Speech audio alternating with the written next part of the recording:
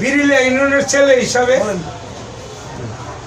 সারা বিশ্ব যেন দেখে, সাভারবাসী যেন দেখে যে এলাকার ছেলে হিসেবে তার এলাকার মানুষ ভালোবাসে। আমি তো কোনো ক্ষতি করি নাই। আমি এত বছর ধরে রাজনীতি করি, অনেক বড় জায়গায় আমি বসি। আমি কিন্তু এলাকায় ব্যবসার লেগে মারামারি করি নাই।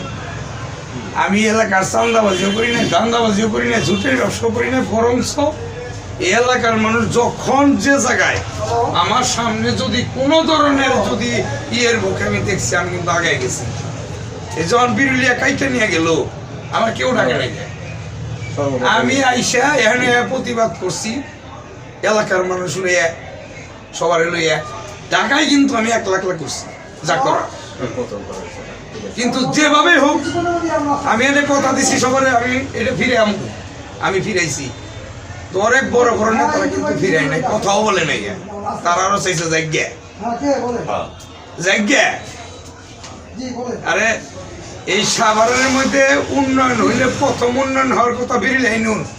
বিরিলা ইউনিয়নের উত্তর হইলে আমরা উন্নয়ন পাই নাই। উন্নয়ন পাইছে কারা?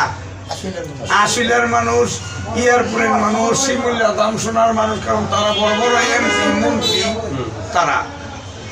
কারণ এই এলাকায় কোনো নেতা নাই। যারাই ছিল তারা এত বড় জায়গায় যাইতে পারে নাই।